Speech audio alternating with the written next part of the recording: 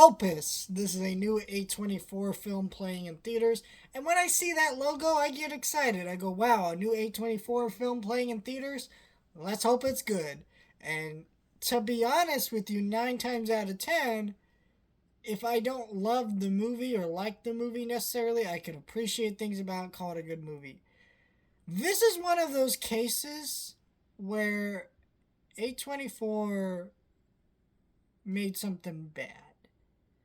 And I'm not really sure what this film is going for.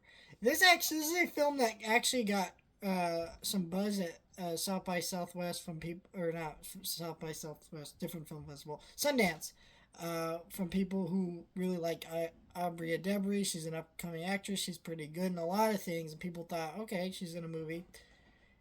And then once people actually got to see it at that film festival, they didn't like it.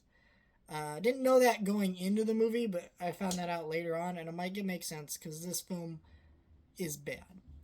I think the main thing that's wrong with this film is it's a first-time director directing this, and it very much feels like a very clunky first-time director where there's nothing overly wrong with the film necessarily. It's not like he did a bad job, but there's nothing overly right with the movie. This is a movie about rich people cults, and it just is so boring.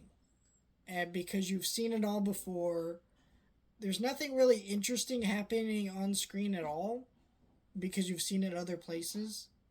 I mean, hell, I can think of other A24 movies that explore cults a lot better than this film, like Midsommar and some of these other films. It feels like I've seen it here, I've seen it there, I've seen it all over the place, this movie. It's also a film that feels very miscast. You got John Malkovich, who's probably doing the best job here with what he's given, but you can still feel an element to his performance that you're like, I feel like I'm not sure who would be in that role, but you're not the right person for that role. And that's kind of his character. Aubrey Debris, I apologize, I'm pronouncing her name wrong. She's good in a lot of stuff, and she needs more love, honestly, as an actress. I think she should just do more voice work. She's really good at that. She's great in Inside Out too and stuff. But her character feels so ridiculously miscast is insane. She's not giving the appropriate reactions. And I don't blame her as an actress. I blame the direction. You could tell the direction is very off with her performance. Because it feels like she should be giving like Naomi Scott reactions to some of the shit going on in this movie in Smile 2. You've seen her performance in that movie. That's the performance that should be happening here, but it's not. It's just very flawed. It's not like a horrible movie, I want to say. It's definitely not.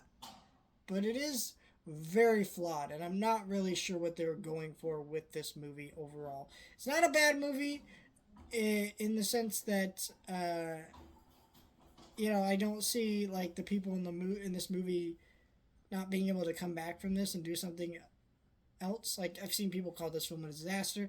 I don't think it's a disaster. It's just a very generic, boring movie with some odd miscasting that made a movie that just didn't necessarily come together, and I didn't really care for it, and I don't recommend it. It's probably my third least favorite movie of the year, behind Unbreakable Boy, No Address, and then this. But honestly, as the year goes on, it will probably be bumped out of that spot. There will probably be other movies that are significantly worse than this, so take that sentence with a huge grain of salt.